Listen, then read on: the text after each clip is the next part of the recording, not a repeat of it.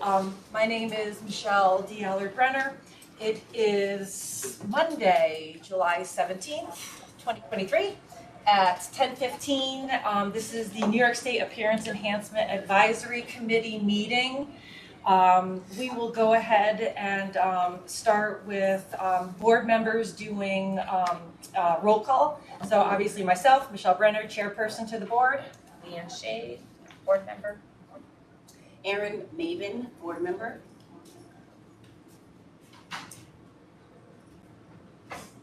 Other board Anthony members? Fiore, board member. Is that it? We do not, is Shirley Chang present? No. Okay. All right. Given the fact that at this point there are four advisory board members present, we do not have enough for a quorum.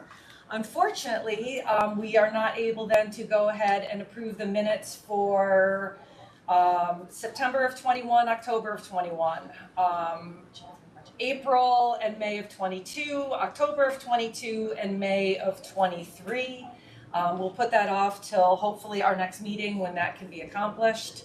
The advisory board put together a variety of different topics that we've been focusing on. So next on our agenda is our action item for this meeting, which is looking at the possibility of removing the restrictions of lash and brow tinting using Reflectisil for appearance enhancement, both aesthetics and cosmetology practitioners. And this will be for David Mossberg to discuss. David? Hi, good morning, everyone.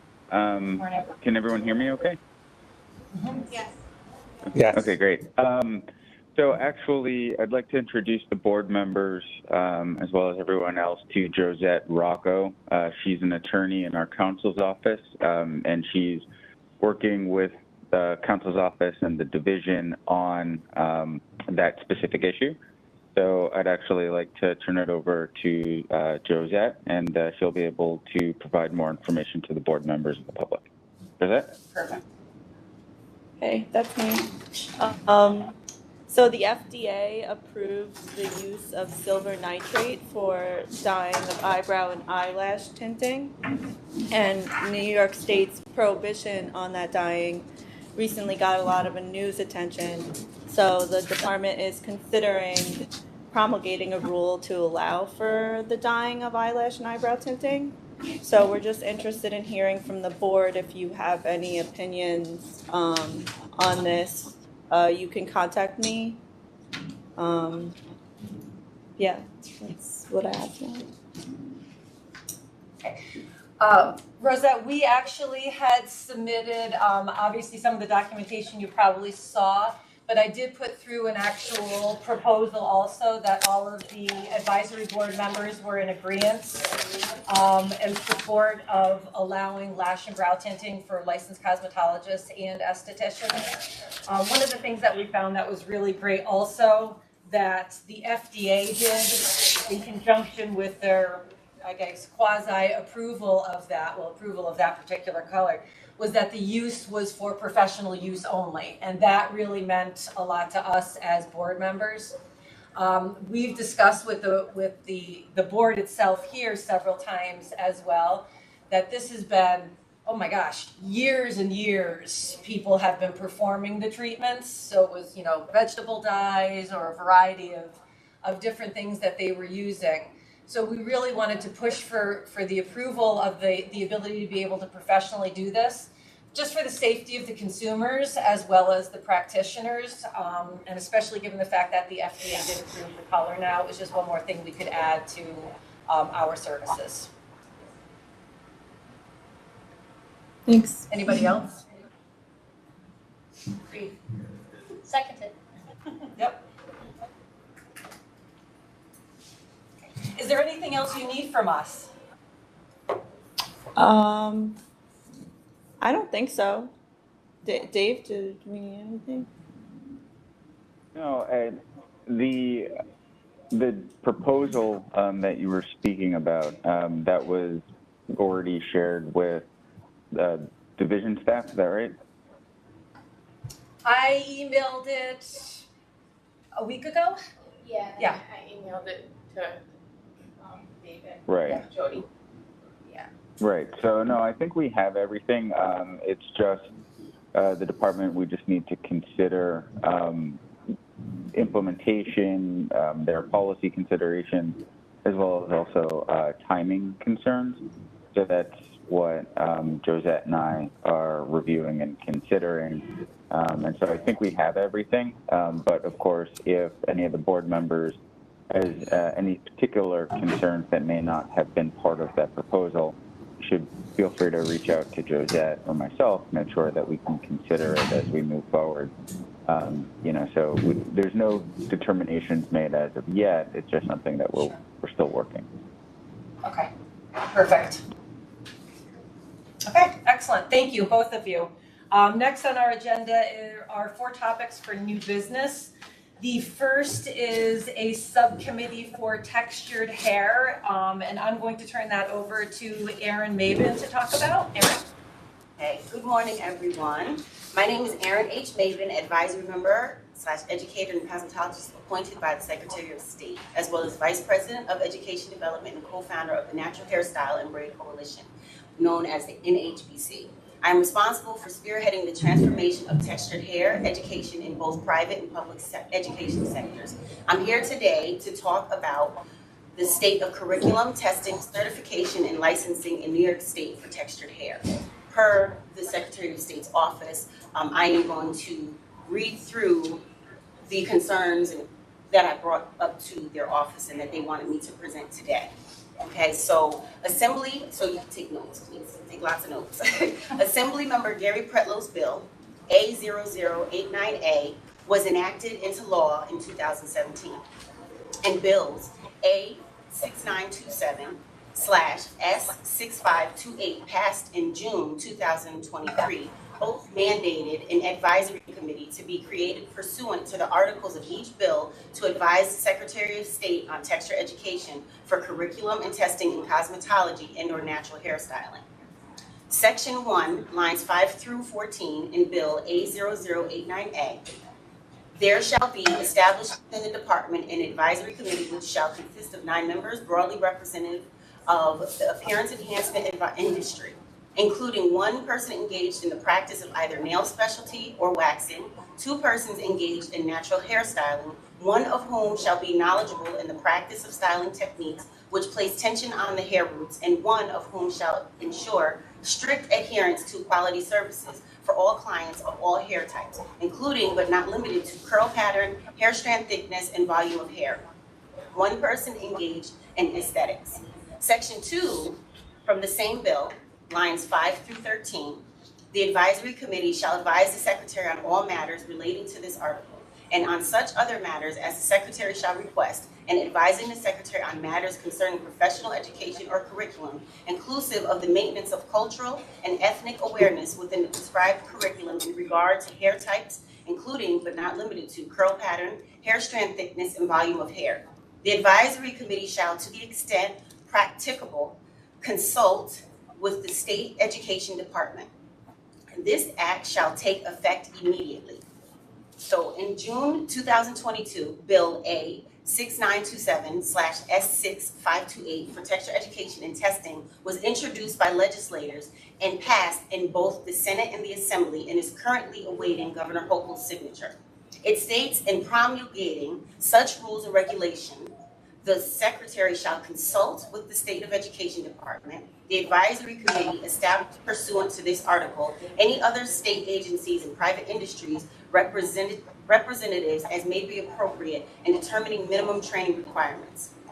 And I just wanted to give you an overview of concerns and some solutions. Okay, so limited testing sites. There are very few testing sites available for both written and practical examinations for textured hair. This is a major barrier for students who are trying to become licensed. For example, the only natural hairstyling practical is available at the Empire School in Manhattan. This means that students who live in other parts of the state have to travel long distances to take the test. Adding the Education Opportunity Center of HVCC as a testing site for both the natural hair program and cosmetology, this would make it easier for students in and around the capital region to test without geographical barriers. The next one is inadequate number of schools. 65% of the population has textured hair. The Crown Act protects individuals who wear their natural hair, and future professionals should be trained to meet the rising demand for textured hair care. There is also a growing endemic of permanent hair loss in Black women due to lack of standardized policies, procedures, and training of professionals to be efficient in natural textured hair. Currently, there are only 8 schools, majority located in the New York City area, with the exception of a new natural hairstyling program in Troy, New York, that offer programs in natural hair care.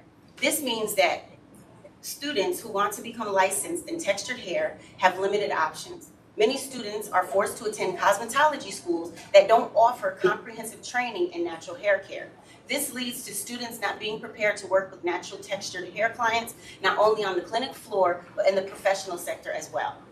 Providing more frequent testing opportunities. Currently, there are only a few testing dates each year for textured hair. This makes it difficult for students to schedule the test, which leads to long wait times. There are more written examination sites than testing. The ratio is 10-1. They are not geographically compatible. Lack of awareness. Many people are not aware there is a separate license for natural textured hair, although the natural hairstyling license is 30 years old and was enacted into law in 1993. There has been very limited outreach about it. As a result, many people who want to work with natural textured hair or braid are not aware they need to be licensed or that it exists. Creating a more comprehensive curriculum for natural hair care in both the natural hair and cosmetology programs. Current and past programs have not included enough training on the different types of textured hair and the techniques needed to work with them.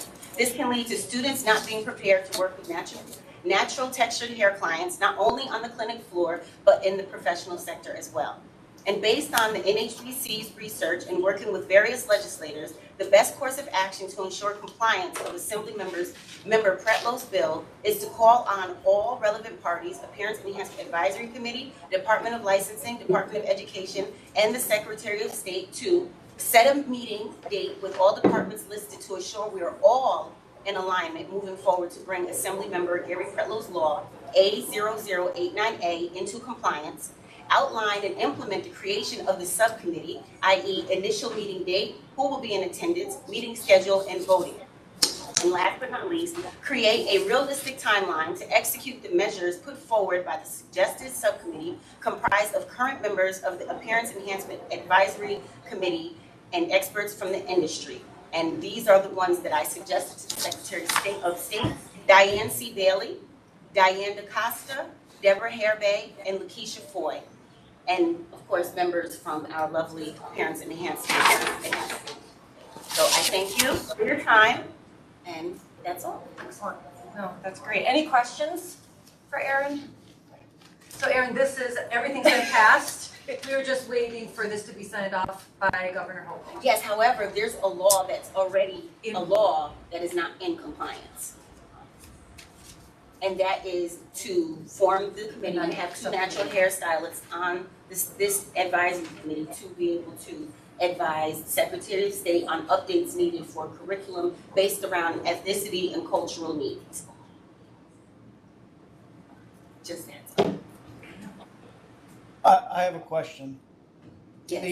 The committee that they wrote into law, is that the same committee that currently I sit on, or is it a different committee that is meant to be created just for textured hair? Okay, so there's 2 parts. The first part is yes, the one that you sit on should have 2 sitting natural hairstylists on the board. Okay, and then this here, what I'm presenting today, is to get the subcommittee that is of the texture subcommittee to help align with the Appearance Enhancement Advisory Committee to help us move forward in texture in New York State. Because everybody, as you can see, the laws that have been implemented, the state of our nation moving forward with texture, it's here, and we can't put it on the back burner anymore.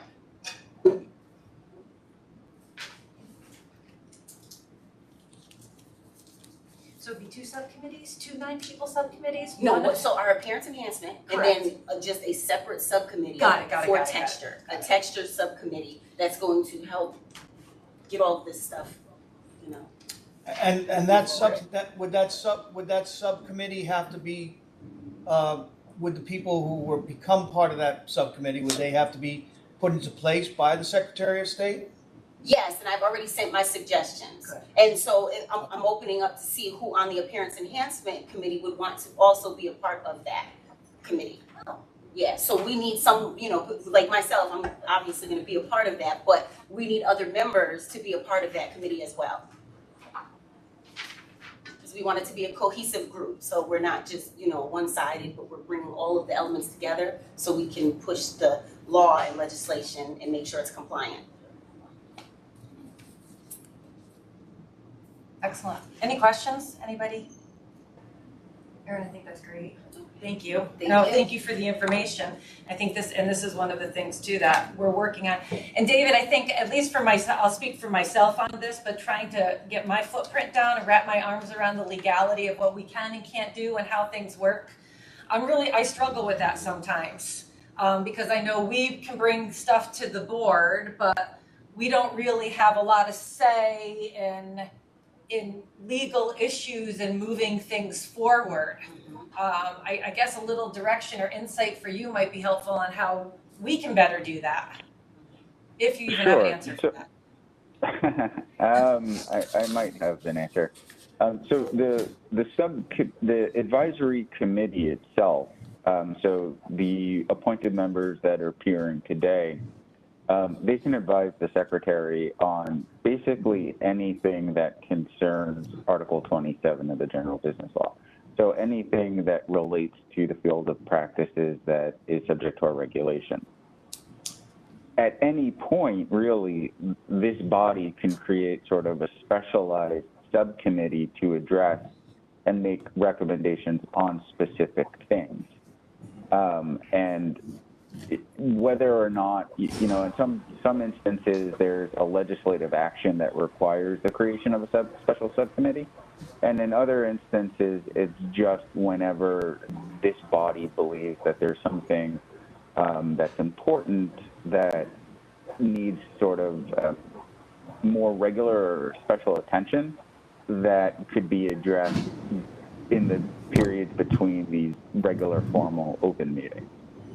And then the recommendation of the subcommittee would then be brought to the full advisory committee that would then be subject to consideration by the Secretary of State. So, this special subcommittee is part of legislative creation to some degree, but also it's just something that this committee can just create, discuss, the issues that they find to be critical, and then make a recommendation if it's decided that, a particular recommendation should be made to the Secretary of State's office. So I hope that answers the question. Yep. It does. I know Erin's got a question as well. My other question is, any special subcommittee that we create, does it also require a staff member, a Department of State staff member to be part of that subcommittee as well? Usually that's beneficial. Right. I know usually like Jody or somebody would like to appoint somebody, and then depending on sort of the subject matter of it, it's sometimes advisable to have, somebody from counsel's office there, because, let's say, for example, it's a committee to discuss, the legality of certain types of procedures. Somebody from counsel's office could help determine early on if something, let's say, is outside the scope of what the committee is doing. And so it might save the committee time from sort of going down a road that, may end up being something that they couldn't do anyway. So usually it's advisable to have somebody from the licensing staff and somebody from counsel. Okay, excellent.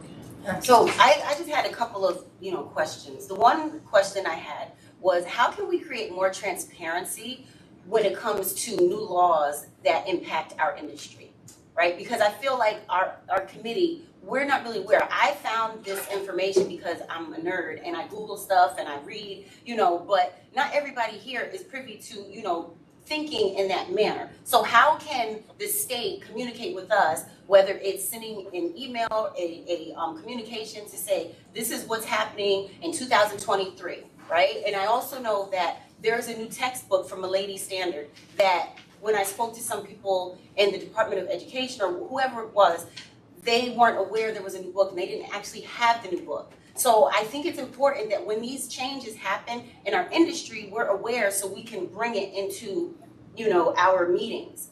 New York State is typically on the helm of change, right? And there's a lot of states now that are doing more active things like Louisiana around texture.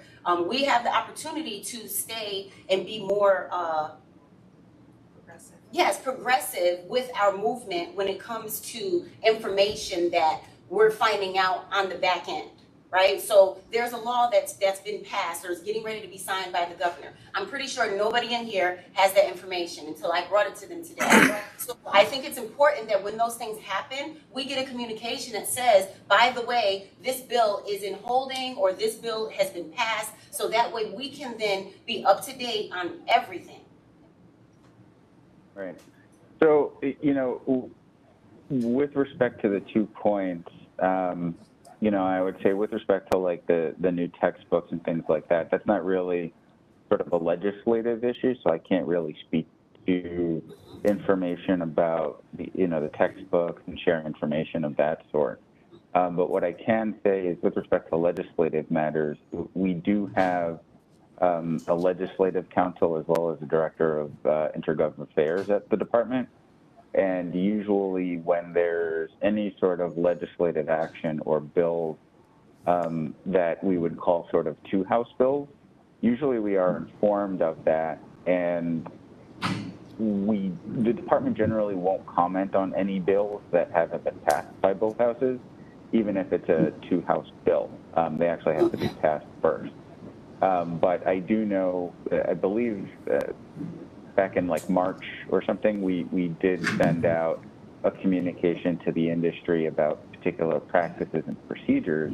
And so, I think what we could do, and I could work with a program, is when there's actually a two-house bill that's passed, that's been signed by the governor, usually we would like to make those updates, because certainly, we make the changes to our law booklets that we post online. And so I think we could work with Jody's team and the licensing side to be able to send out those email notifications to our licensees and the public about when something has actually been signed by the governor. But if it's, a one-house bill or even a two-house bill that just hasn't been picked up, we generally won't make any sort of public comments about the bill yet. Okay, that's good to know. David, is there one particular place that we can keep an eye out for things like this, or not really? So, I'd actually say the state Senate website actually has a pretty good search tool, and it's fairly up to date when they're in session. So, I would say something like that.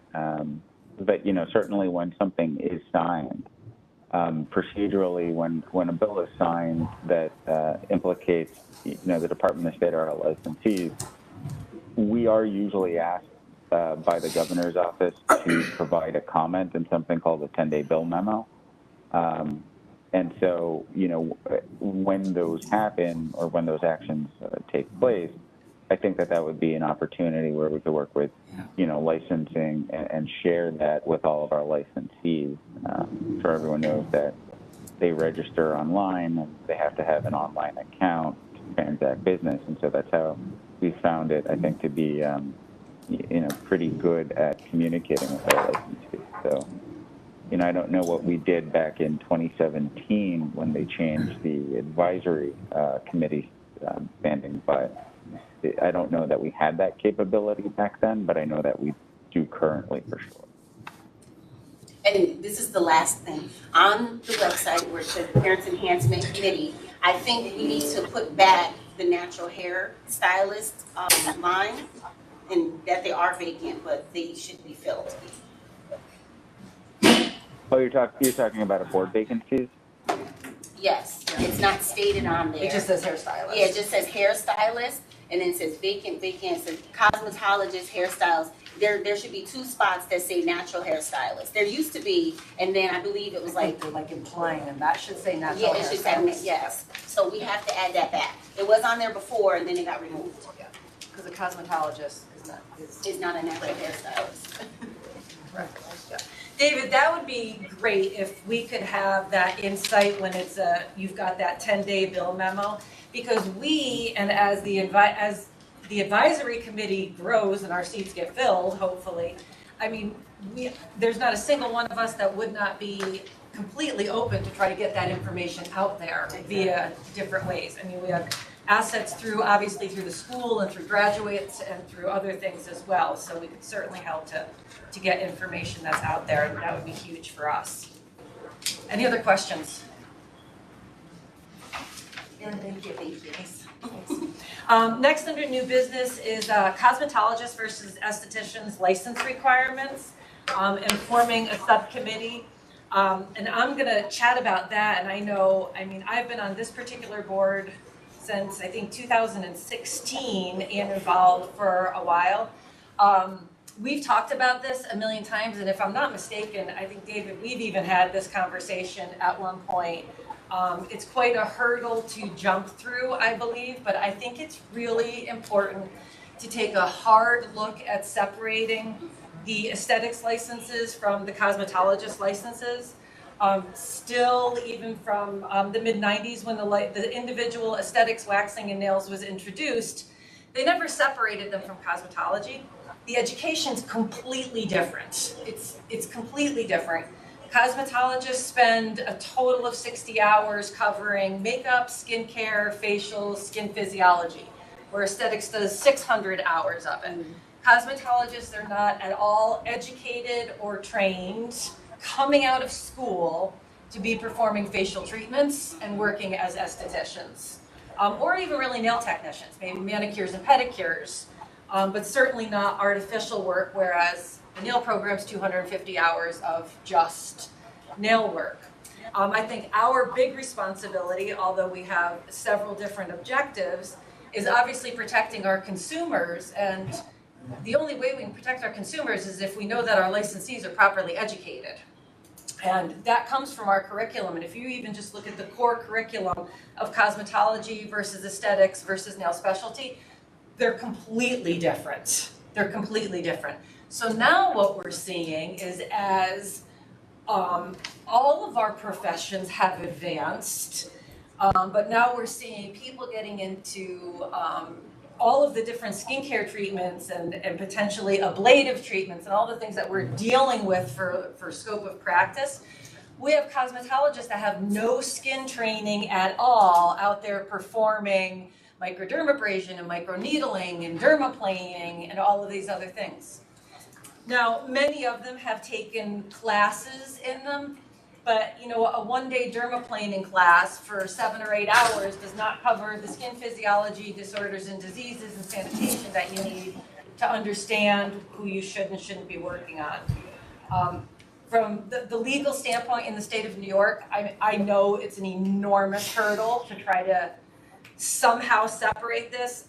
Some of the conversations that I had with my fellow advisory members were to do a variety of different things, a grandfathering time frame, because there absolutely are cosmetologists out there that are practicing aesthetics. They have been trained, they have been educated, they're doing an excellent job. So perhaps we give, we have a grandfathering time period that those people, if they apply, they're grandfathered in.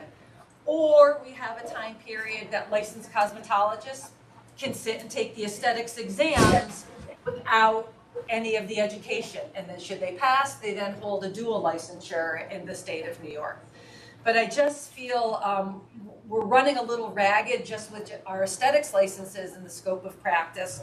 And when we combine all of us together, we're not upholding our responsibility of protecting our consumers and of representing what our profession is really about.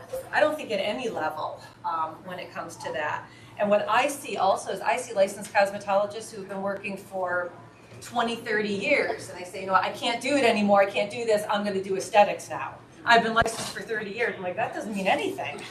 That you're not at all qualified to be doing aesthetics. So I really love the opportunity. I'm 100%, I will head the subcommittee, do it. I'm open to more people getting involved also.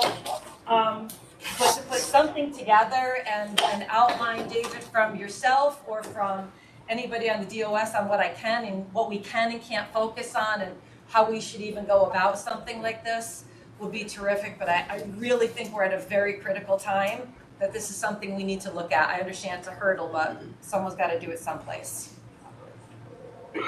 Any questions? Yeah, that's good. Very valid points. David, any thoughts?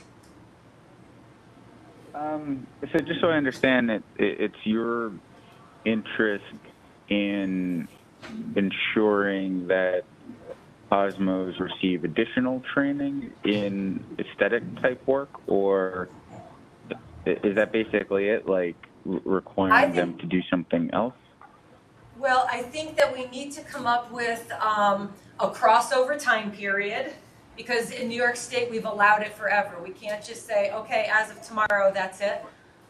I feel very strongly, and my fellow board members as well, that cosmetology and aesthetics should not be the same practice. That our scope of practice should be completely different. That cosmetologists, they don't have the education and the training to be doing facial procedures and chemical peels and microdermabrasion and utilizing lancets and high frequency and electricity and all the things that estheticians spend all of the time doing. They're two totally different professions. They're just completely different. So our thought process is obviously, you can't say to somebody who has been licensed in cosmetology and may be practicing aesthetics, it may be part of their business, we don't want to take away their revenue generation or have a negative impact on their business at all. But I feel that moving forward, people coming out of cosmetology school should not be performing aesthetics practices. So perhaps we have a grandfathering time period for people who are licensed between this period and this period that can either be grandfathered in, or we have a time period that people licensed between this period and this period are allowed to sit for, should they want to practice aesthetics, are allowed to sit for the aesthetics exam without doing the 600 hours of aesthetics education. Because that education is not part of the cosmetology education. So I know it's still early on, but so would the preference be that there no longer be sort of like a license that allows somebody to practice everything? Correct. So like right now, like obviously a Cosmo can do everything in the field, like the nails, the waxing, everything else under the article. Is the idea that starting at some point in the future, they all will be unique individuals? Yes. So Go ahead. So cosmetology has not changed in New York State for over 50 years, right? And cosmetology has evolved into so many different silos, satellites. Okay, so cosmetology is the umbrella, and that's amazing. However, cosmetology is an introduction to different career pathways. All right, and I think we need to look at it in that way. It's not like, yes, you can become a cosmetologist, and yes, you can, go and do hair and cut hair, but majority of cosmetologists typically end up specializing in something, whether it's blonding, whether it's color, whether it's nails, whether it's skin. They typically end up specializing, whether it's natural hair. There's a specialty that comes from that. So I think having a overview, okay, I'm going to go for cosmetology, right? And this goes into how we implement the education, like college. You go to college, you get your first year, you're a freshman, then you're a sophomore, then you're a junior, and then you're a senior, and then you graduate with a bachelor's degree. I believe that cosmetology could be set up in that capacity, depending on how far that individual wants to go with their learning and education and their pathway of career. Because right now, there's so many cosmetologists that are causing harm to our consumers due to lack of training, lack of information, and a lot of them literally go to school. They don't get a comprehensive education. They're paying almost $20,000 for this school. Okay, then they leave. Then they have to try to go find somebody to teach them how to do something that they did not learn in hair school.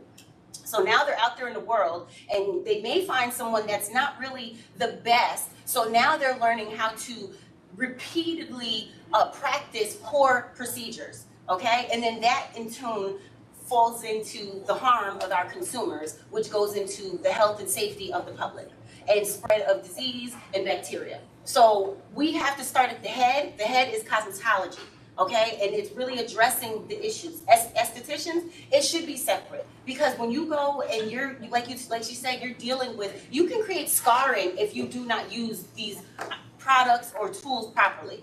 And you see stuff on TikTok, you know, there's a woman that had a facial and she had all these burns on her face. You know, you have people that are practicing, you know, hair, and they don't understand that this is flammable and this metal can shouldn't be near heat, you know, and then it blows up and hits somebody in their eye. So who is responsible for that, right? And so how do we change this cosmetology structure? Because it's old and it's outdated.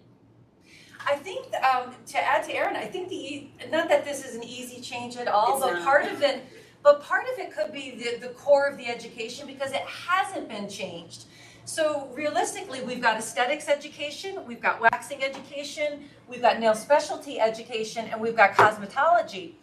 Take the natural hair. Take the waxing out of the cosmetology, take the nail out of the cosmetology, take the aesthetics out, and leave them all individual. So now your cosmetologist focuses on the hair cutting, the hair coloring, what they're doing. Our natural hairstylist focuses on the natural hair.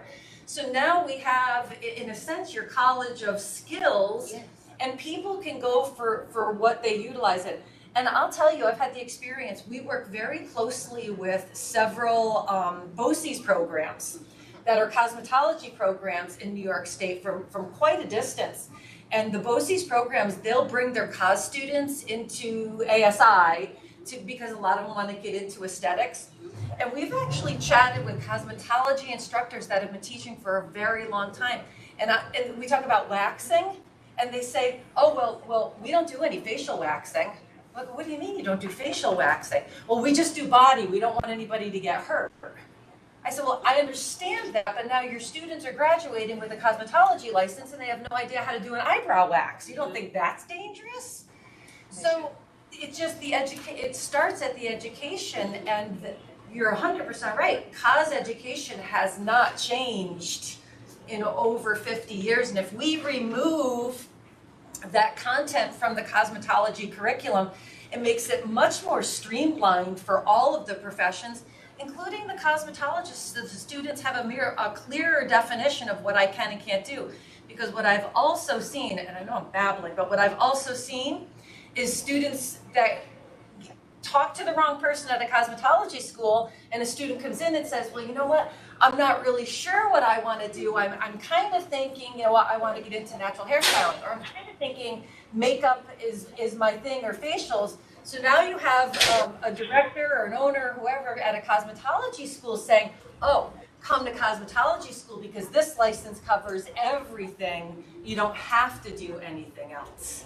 And that's incredibly misleading to that student who does not know any difference. It turns into a money grab, right? Like, it's like, okay, you want to go to cosmetology school, but you're not really going to leave with a comprehensive education to go out there and actually put forth the professionalism and safety standards that are needed for you to keep your consumer safe. I think if you start with cosmetology as a general, like it's a general elective course, right? And then if you want to, you know what, I want to go and be an esthetician. I can now go into that study, that area of study, and focus more on that versus having to learn everything that I'm not going to ever use, you know? And this leads me into really quickly the written exam. A lot of nail stuff comes up on the written exam, and that is a huge barrier for people trying to pass when all they went to school for was cosmetology. They barely learned about nails. And the written is typically filled with nail information. And I understand it randomly chooses the testing, but I think the testing needs to be more comprehensive as well, aligning with these subject matters for our future professionals to have a better standpoint in the world. Like, we're setting them up for failure. And right now there's a huge gap from graduation to becoming a professional. And they're in this gap, so they're going inside of their house, they're doing hair because they have a license or a temporary license, and they can go to Cosmo Pro or Sally's or wherever and buy hair color. And then now they're doing the hair color in their house, causing harm. So there's just this domino effect that's coming from cosmetology and the lack of comprehension that's able to create sustainable pathways for these different subject matters. And as a salon owner from a fairly large 20 plus employees, the majority of people that I hire, because our main focus is hair, we used to do nails until we implemented the ventilation system because we didn't do artificial nails. Part of the reason, one, I can't compete with the salons that's all they do because they get much faster and they can charge way less. Two, you get people in, stylists in, they don't want to do that. So they're cosmetologists, they're licensed to do nails, but nobody ever wanted to do it because they don't make as much money on it because they're not as fast because they're not doing it all the time. And the same goes with aesthetics. I have just specifically somebody who went to school for aesthetics for the same reason, liability. I don't want my cosmetologist I know, that's what I went and did. You learned the bare bone minimums.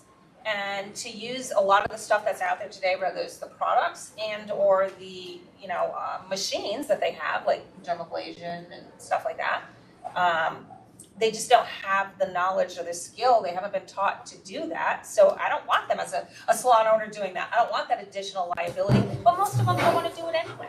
They go to school for cosmetology. The majority of them come out, they want to do hair. So it's kind of like separating, not so much, you could have little, things that they can add on, whether it's waxing or if they wanted to get into nails, something separate, or and go into a full-fledged aesthetics program.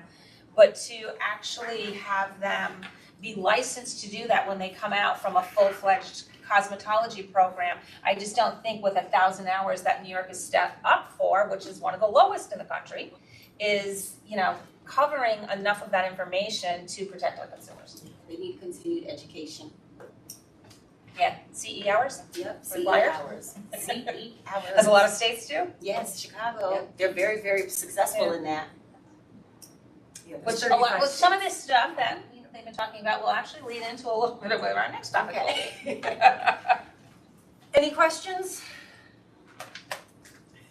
I have a question for David. David, Go ahead, would Andy. it be, because what you're discussing here is a total revamp of licensing in the state of New York. The last time they did that, it was 1993, where they broke out natural hairstyling, nail specialty, and facials or aesthetics. Now, 30 years later, we're sitting here discussing going more into detailed types of licenses and things like that.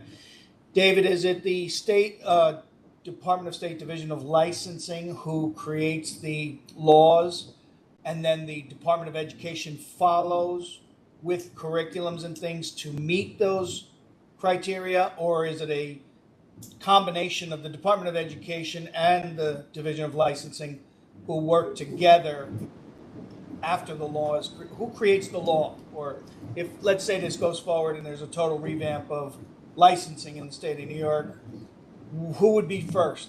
Division of Licensing or Department of Education? Neither. So it would actually be a legislative act first.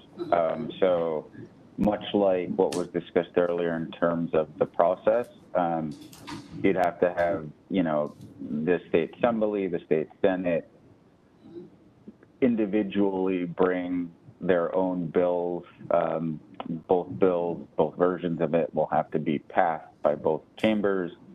They'll have to be reconciled, and then they'll have to go to the governor, and then it would have to be signed by the governor. That would create the sort of the overall framework to create individual license types, basically such that we would no longer have one license that would be able to do what the other individual licenses have. So, from a practical perspective, that is definitely, I think, a challenge because I know that there's going to be a lot of different questions that the legislature would likely have. One, like, how does this relate to other states? Do other states have sort of like a license that allows those people to practice everything, or are they all individual? And then, how much is it going to cost people to come into compliance? How much education is going to be needed for each of them? Are they going to create more specialist or more specialty type licenses, or is it just distinguishing and making, this a sort of separate license? So all of those details are going to have to be sort of worked out by the legislature first, then sent to the governor, for signing. After that, then it would be both the Department of State and Education working on curriculum, course requirements, and getting the schools to be able to provide that curriculum to prospective applicants. So I hope that answers the question. Yeah, so you're basically stating that it would have to be presented to someone who was in the Senate to present this as a bill to possibly move forward in this idea. Both Senate and Assembly, because you need 2 House bills. Okay, thank you. Mm-hmm. Great question, thank you. Any other questions? Okay. Next under new business is industry-related issues relating to area renters, and I'm going to pass this over to Leanne Shade. Leanne. Okay, again, some of this relates to the aspect of protecting the consumer. One, starting out with area renter licenses, first off, I'd be curious if we could get numbers on how many citations are listed of what they hand out when the inspectors go around of people being in a salon that is an area renting salon and they don't have an area renter's license. Because I can tell you right now, somebody that left my salon and went up the street is working at a salon that has not been licensed since 2017. They let it expire. They do not have an area renter's license themselves, and they've been doing it for a year and a half now. I'm not the type of person, I'm not gonna call, the state and go, hey, because it's somebody I know. But I can tell you, just being out in the field, I was an educator for L'Oreal Group for 24 plus years. I've traveled the country going into, many salons, but oftentimes many of them in New York State. And the number of people that either aren't licensed with an area renter, 2, don't have insurance, is astronomical. And 3, it also allows for these people, part of the reason they do it is because then, if a lot of it's just in cash, they're not taking credit cards, they're not claiming their income, which leads to the Department of Education federally is now looking at not allowing or changing the rules. I think it comes back up in 2024 as far as funding financial aid to cosmetology schools, because they're saying it is a what are they calling it? A low value program. So it's costing, as Aaron said, $16,000, $20,000 for them to go to school for this. And then when they're coming out, they're saying that they're actually, the average income is $13,000 to $16,000 a year for cosmetologists. And so they're earning less than what somebody who just has a high school diploma. And we all know that's false, because industry standards will actually tell you the average income is $54,000. The Department of Education on a federal level has acknowledged that they believe some of these underreported income they think is from tips. But I can tell you from knowing people in the industry, a lot of it's not tips, it's their main income. And what they're doing, because I can tell you I have a stylist that works for me that used to work in a salon where she got paid under the table, so she could still get Medicaid. And as a salon who's doing things legitimately, it's such an unfair advantage to those salons, because I'm offering a nice insurance program. It's not cheap though, as we all know. So, why not make the money under the table? You're not paying income tax on it, and you're qualifying for free health insurance. On top of that, as a legitimate salon, the ones that are out there doing it legitimately with employees, we're paying disability insurance, we're paying unemployment insurance, we're paying all these things, and the liability insurance, which is extremely more costly for a salon as a whole, because you're covering all the space in there, as it is for just a stylist to go out there and get as an individual. So those, some of the things right there that it's, the problems that it's causing. What you're seeing a big shift in right now are now salon suites. And with salon suites, they're actually buildings that they're turning into little rooms, and people actually rent the room instead of just renting the booth. So I know right now New Jersey has something on the table because they do not allow area renting, as does Pennsylvania does not. That they're trying to pass a law right now in regards to having something more of what they call a mini suite or a gallery license. So these people that are currently area renting in New York State, which I'm assuming is probably a large portion of stylists out there, that they could turn to, if they still wanted to do that, they still want to be their own boss, they could turn to, salon suites that are coming up, which are making certain that the insurance, I believe it's like a one-cost thing every month. It covers their space, it covers their insurance, it's covering making certain that they have the license that they should have, etc. So it at least would cover, so I'm not saying eliminate people being able to do that completely, but giving an option so at least it's done legitimately and it's not such an unfair advantage, and the state furthermore is losing a ton of money off people being on Medicaid that should be, on people not paying taxes that they should be, so on and so forth. Yeah. Any questions? I mean, I can tell you right now, I have somebody that works for me 9 to 10 hours a week, and she's making $22,000 plus her tips. So to say the average income is like $16,000 is so low. So I guess my thought is, if anyone knows this, I think is it usually John Goldman that does? It's me. Oh, that's right, you're the new John, that's right. So it's usually that, so when you have a group that goes out inspecting salons, are they looking for particular things, or are they looking like objectively? Like, for instance, I know the nail salons have been high on the target for the last couple of years.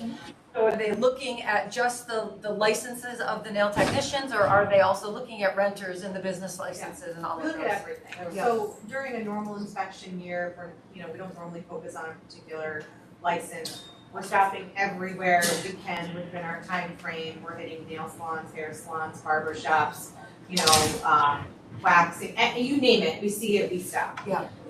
When it comes to area renters, when we go into a salon and there's, many employees working at booths, that's our first question to them. We'll go right up to them and we'll say, okay, are you renting or are you an employee?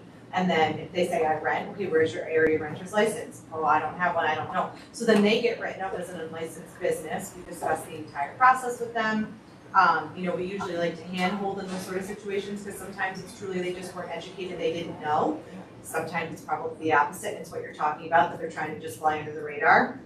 But once they're issued that ticket, they can't get out of it, because if they don't do what they're supposed to do, they're gonna have to go to a hearing. If they don't go to that hearing, then their license is gonna, they're gonna get a cease and desist, and they're not supposed to be operating at all anymore. So we certainly are aware that it's happening, and we are riding them left and right. I don't know that I could break it out for you though, statistics wise, because it's all gonna fall under the 2014 umbrella of just an unlicensed business. I can certainly look into that though. But regarding the suites, we are running into that. We've seen it for the last couple of years. I think Phoenix is the name of one of the main suites that we see. And for the most part, they do seem to have it together. Like these people, they have their own business They're doing a license. good job. Yeah. Because the salon suites make certain, Yeah. and that's where instead of having an area renter's license, it moved more towards like a suite type thing. Sure. So they have their own space, they have their own walls, there's their own business in this building. Yeah. But you have somebody that's still responsible in making certain, because I can tell you a lot of salon owners that rent space, Yeah. they don't care as long as they're getting the rent. Well, I was gonna say, I But assume that's that not them. probably these suites are more expensive than rent. And so it's probably cheaper for them if they can find a booth rent, if they can't afford a suite. Because it probably is preferable, like you said, like it's their own little business, it's just them, they are very nice, like we've been through and we think it's a really cool concept, but if people aren't willing to spend that money, then the next best thing is that. But yeah, you're right, I mean, it's on the salon owner to make sure that their employees or their renters are doing what they're supposed to be doing, and they get ticketed as well, you know, like, if they don't have a licensed So employee. if the salon doesn't have a license either. Yeah, right, we're gonna be writing. Well, and that's why, you know what though, you have to be that person. Yeah. Because if not, nobody, you know, Jenna doesn't know, her Yeah. team doesn't know, Yeah. we've gotta unfortunately. Yeah, and there's a Be that salon right in the same plaza as me, that's a booth renting salon. And I believe there's 4 or 5 of them, but when I look it up, I can only find 2 that have licenses. Yeah. But a lot of people advertise just their first name, so it's hard to even For sure, check them out. check them out. But I mean, that's in like a mile distance of my salon. Yeah, I mean, it's happening everywhere, and unfortunately, there's only so many of us who can't get to all of the Right. businesses, and we try. And if you don't even know the business is there. Right, but a lot, so it's not, you know, people might think that we, you know, pull a list and go off based on that. We usually don't, like, we get assigned areas, and we just show up and we just stop everywhere we can, and so that's how we identify the unlicensed businesses, you know, like, we just show up and we find out that way, because if we were to pull a list, those are only gonna be our licensed shops, so we don't wanna do that. We wanna just stop in everywhere we possibly can to identify the shops that don't have a license. So we definitely do the best we can, and we, you know, not that we wanna get inundated with complaints, but we always tell people, like, you know, if you know something, you can Right. tell us, because otherwise we probably won't know. So, yeah, I mean, I will certainly look into getting some statistics on the area renters that are unlicensed. You know, see if I can pull something over like the last year, but I just don't know if I'm gonna be able to break it Right. out, but I will say that. Yeah, because that's part, you know, and I believe that's part with the whole concept of area renter's license and whatever they're called in other states, is part of what's feeding to the Department of Education saying that's a low value, you know, profession. Yeah, I mean, it's certainly not, I know how much, you know, I get my hair done. Yeah. They're not making, you know, $12,000 Yeah, a year. and I've had people just recently, I had 2 sisters come to me because the place they were going to, the stylist they had their card there and she wanted cash. And they're like, we don't have cash, so they Are stopped. they doing a lot of like Venmo stuff, are you seeing that as well? Well, that's part of why Venmo's Yes. starting to, catch on to that too, absolutely. Yeah, that's what I figured. And in other cash apps. I would assume, Dave, this would probably be a labor thing, right, as well, when it comes to, Labor, Wages? income, tax, IRS. Yeah, I think it would fall under all of those other agencies as well.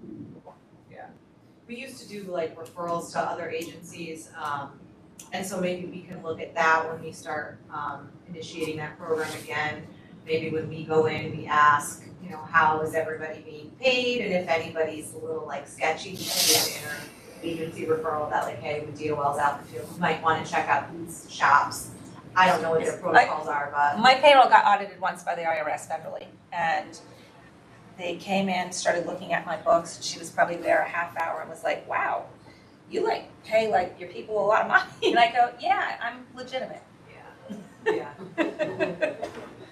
And, you know, she was shocked, so what's that tell you? Right. Okay. Jenna, thank you. Yeah, and what I try to teach my staff also, and a lot of stylists, they're short term, a lot of them coming out, they're young, so they think like, oh, this is great, make the money, you know, under the table, I don't have to pay tax on it. But what they forget is that's gonna add to their social security when they get older, as far as what they're gonna get. When they go to get that car loan and that mortgage loan, it's Right. legitimate income that can be proven. Right. So, you know, they forget those things because that's long term. So they're just Right. looking at the short term and putting the cash in their pocket and walking out. Right. And a lot of them aren't looking at it as a business.